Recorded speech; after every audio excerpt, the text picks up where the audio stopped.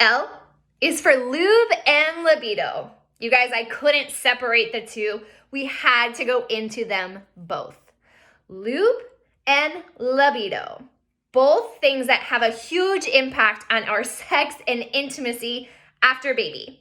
And we're going to break down what happens to our libido after we have a baby, what kind of lube might be right for you, and how we can kind of get into this sexual, intimate space again without feeling like shit and without just trying to get it done. Because believe me, I know that some of us have had these experiences where we're just trying to get it over with.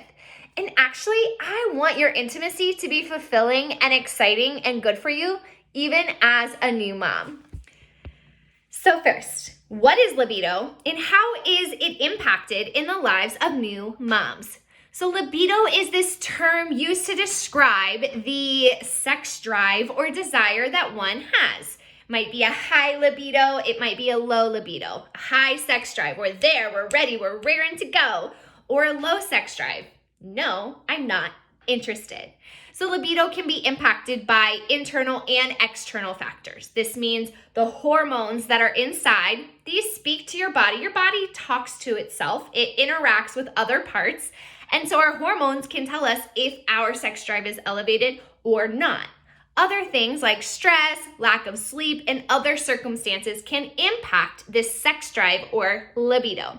Specifically, when it comes to new moms, libido can be impacted by hormone levels, which we know in postpartum are all over. They're like riding this roller coaster for a number of reasons, but our hormones are changing. They are going up, they are going down, they are regulating in different areas. And so for some women, this might mean an escalated libido. Maybe you are feeling it more than you ever did. Or more often than not, this can be decreased levels of sex drive and libido.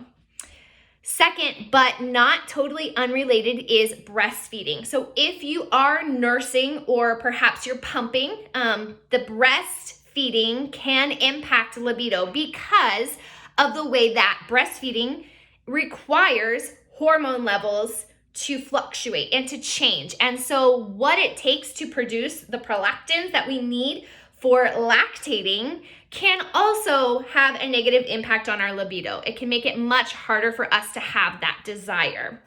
Along the same lines is this touch out. When you are breastfeeding or you are holding your baby, you're snuggling, you're doing skin to skin, you have someone really dependent on you, you can very easily become touched out. You're done. You don't want this physical intimacy. You want your body to be left alone. This is another common factor I hear. Another thing that can impact libido is mental overwhelm, and linked to that is exhaustion. So if you are so overwhelmed, you have so many things running through your brain, you have no time to give your brain the space to de-stress and to enter a place of even thinking about having a sex drive and having intimacy.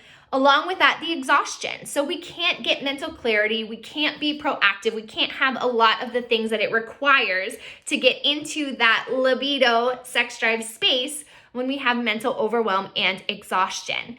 And then postpartum depression. So again, we're talking about hormones, we're talking about this kind of mental and emotional shift. Postpartum depression is often linked to low libido.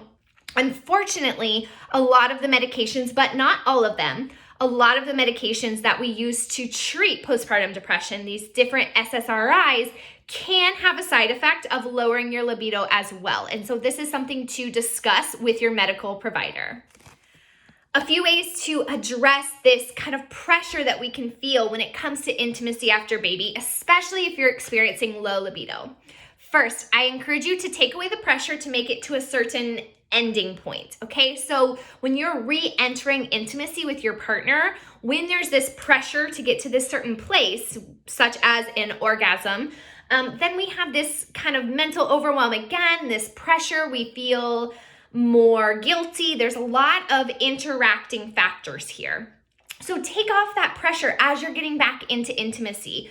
Don't focus on the ending point, but focus on the experience, not the destination, the journey, and work on how you can reinvigorate that intimacy and that closeness again. Also, it's important to know that it can take a lot more time and energy for you to warm up. This means more foreplay, which may be physical foreplay, but this might also be this mental and emotional connection that you're requiring from your partner. If you're feeling extremely overwhelmed, you're going to need this communication and connection point with your partner so that you can get into a place of knowing things are taken care of. I can take this space, I can enter a space of even thinking about intimacy and trying to reinvigorate my libido. So let your partner know what you need. Maybe it's some sexy text throughout the day. Maybe it is taking care of the kitchen and making sure that's all cleaned up so you don't have to think about it and you can enter this intimacy space. Maybe it is some physical kind of foreplay. So think about what it requires for you to warm up and give your libido a chance to even be activated.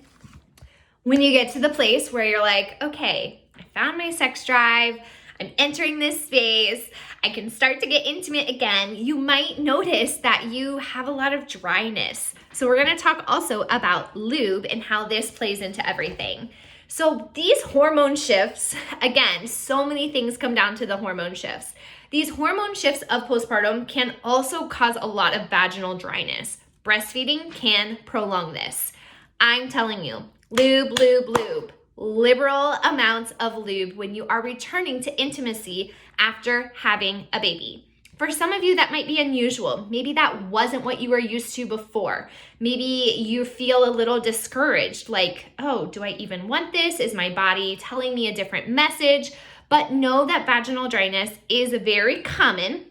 It won't last forever, and lube can be your best friend. So when we're looking for lube, I'm actually encouraging you to be mindful of what kind of lube you're using. One, because it's going in and on your vagina, which is kind of a delicate space and worth taking care of. And two, because some of them can actually not work well with you. So one question you want to ask yourself is if this will pull any of the natural moisture out of your vagina. We don't want this. These are the lubes with propylene glycol and glycerol. I don't know how to say those, okay? But these two elements can actually extract the moisture from your vagina instead of adding extra to it. And we actually want to not do that because we don't want to encourage the vagina to be more dry. Another question you want to ask yourself is if the lube you're using is compatible with whatever your preferences are. So if you're using condoms, is this a lube that is compatible with condoms? Is it something that you can use in the water? Is it toy friendly?